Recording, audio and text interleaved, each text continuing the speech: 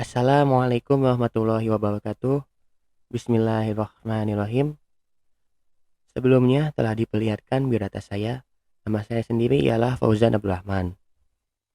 Lalu tujuan dan materi di video ini telah diperlihatkan juga. Selanjutnya, bagi teman-teman yang ingin bertanya mengenai materi ini ataupun di luar materi ini, dapat menghubungi nomor WA atau Instagram yang telah saya cantumkan di biodata.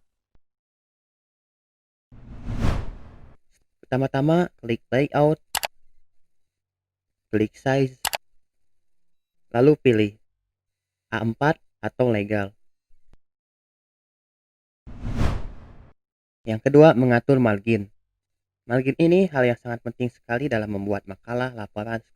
Cara untuk mengatur margin ialah klik layout, lalu ke margin. Pilih yang custom margin. Untuk margin ini, kita menyesuaikan dengan yang diberikan atau yang diperintahkan oleh dosen kita. Sebagai contoh, jika kita membuka Google, biasanya itu untuk atas 4, bawah 3, kiri 4, dan kanan 3. Secara umum, pengaturan dari margin sebuah makalah atau skripsi adalah 443. Kita sesuaikan saja dengan yang diperintahkan. Lalu, jika sudah, klik OK. Nah, untuk selanjutnya, kita akan lihat salah satu margin dari jurnal PKM MIPTEK dari Sekolah Tinggi Teknologi Garut. Untuk jurnal PKM MIPTEK dari Sekolah Tinggi Teknologi Garut ini memiliki margin yang berbeda, yaitu 3333. Oleh karena itu, untuk menggunakan margin ini, silakan sesuaikan dengan yang diperintahkan oleh dosen. Yang ketiga, yaitu membuat cover. Nah, untuk cover ini silakan sesuaikan. Untuk contohnya, sesuai yang tampil di layar.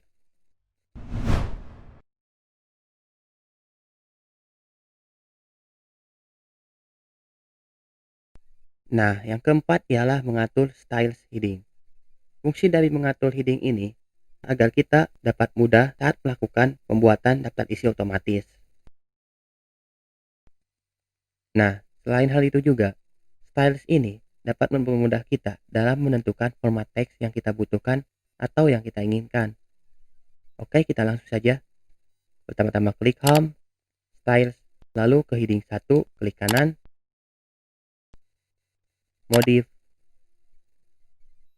ganti menjadi bab, fontnya menjadi Times New Roman, ukurannya 12, lalu warna hitam, dan di bold. Jika sudah, klik OK. Lakukan hal yang serupa dengan heading 2, namun untuk namanya menjadi subbab.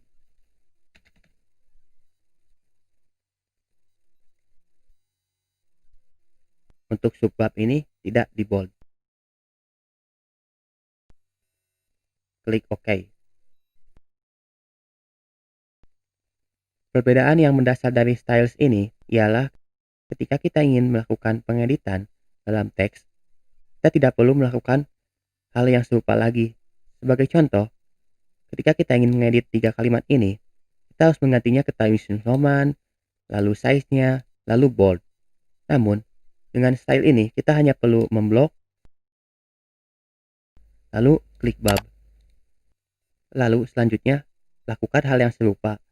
Untuk bab, klik bab, dan untuk subbab, klik subbab.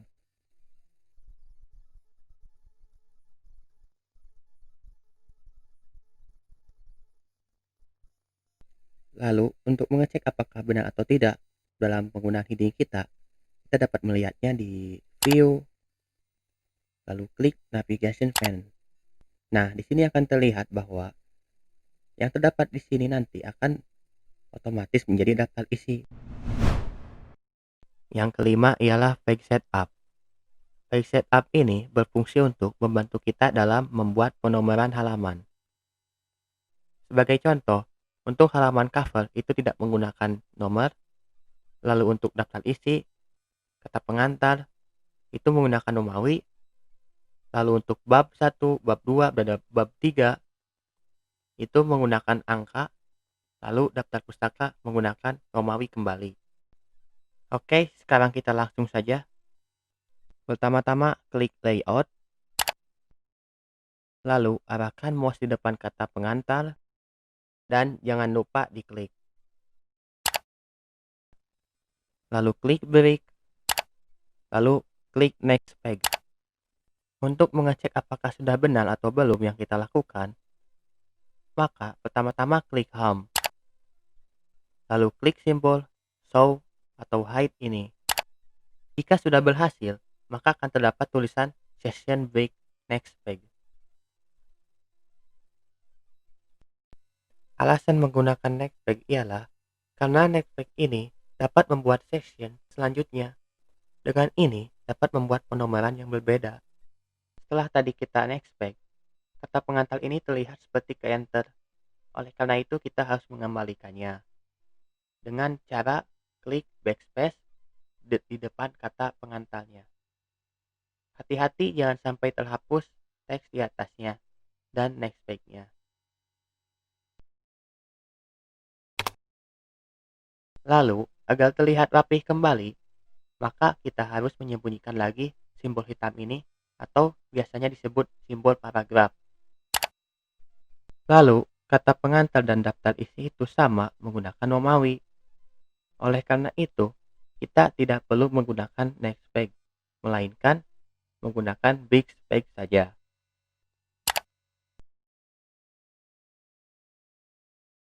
Karena bab 1 angka bukan Romawi, yakni berbeda dari halaman sebelumnya, maka kita perlu menggunakan next page lagi.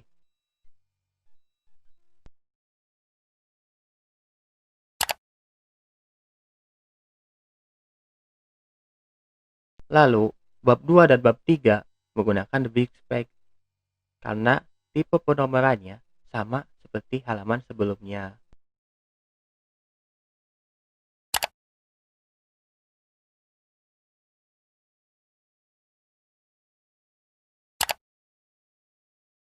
Dan untuk daftar pustaka menggunakan next page lagi, karena akan menggunakan Romawi lagi.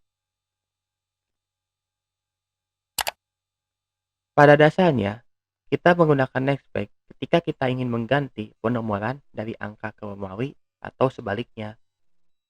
Dan menggunakan big page jika halaman sebelumnya tipe penomorannya sama.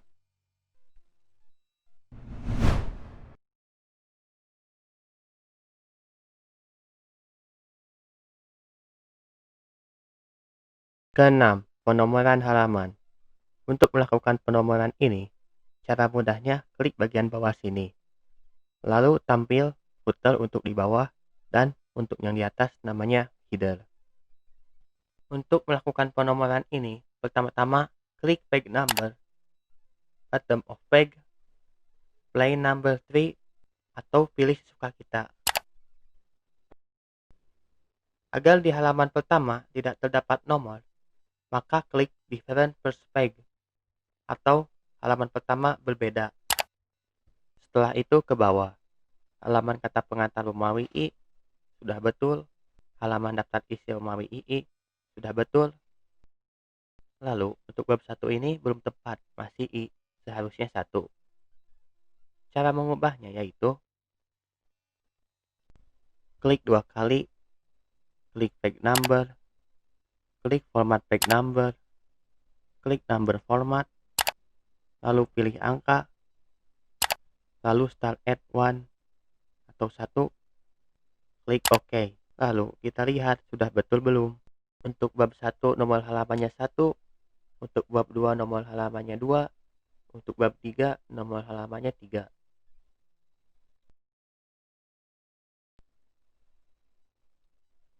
Daftar pustaka itu lanjutan Romawi dari daftar isi, maka seharusnya III. Langsung saja ubah, caranya sama. Namun start at III. Jika sudah selesai, klik close header and footer. Lalu kembali ke halaman cover, kita cek kembali. Halaman cover tidak terdapat penomoran. Halaman kata pengantar, Romawi I. Halaman daftar isi, Romawi II. Halaman bab 1, angka 1, halaman bab 2 angka 2, halaman bab 3 angka 3, halaman daftar pustaka III. Agar lancar dalam penomoran ini, kita harus teliti dalam menggunakan page setup sebelumnya. Ketujuh, daftar isi otomatis. Pertama-tama, klik reference, klik tabel of content,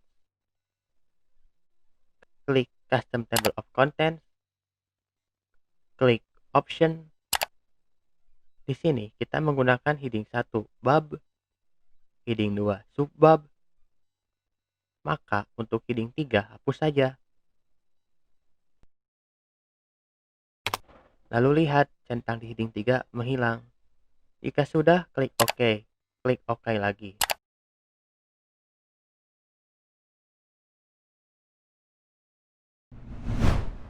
Kedelapan, daftar pustaka. Pertama-tama, kita cari dulu referensi jurnalnya di Google Scholar. Di sini saya ingin mencari pengertian Ubuntu, maka saya mencarinya dengan mengetikkan Ubuntu merupakan. Lalu, saya ingin pilih jurnal yang ini dari Unisbank. Nah, yang ini. Klik untuk mendownload. Untuk membuat daftar pustaka ini, pertama-tama klik reference, klik insert citation, klik add new source. Di type of source, pilih jurnal artikel.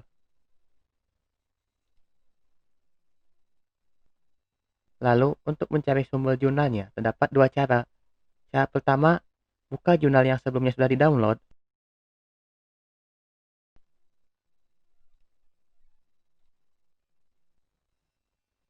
Maka di sini terdapat penulis, judul jurnal, nama jurnal, volume,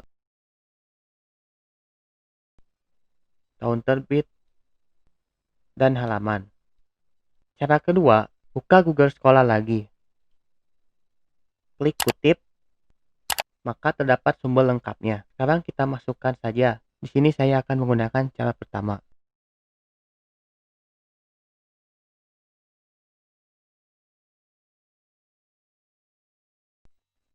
Jika sudah, klik OK. Nah, ini hapus saja. Pastikan style sesuaikan dengan yang diperintahkan dosen, style apa atau IEE.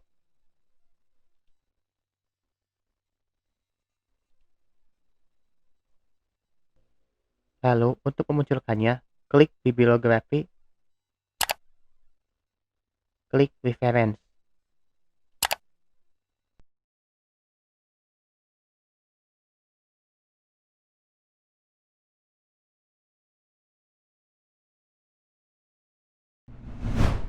Terima kasih telah menonton video tutorial membuat makalah atau laporan ini. Semoga ilmunya bermanfaat. Bila terdapat request mengenai tutorial Microsoft Office Word ini, silahkan ajukan.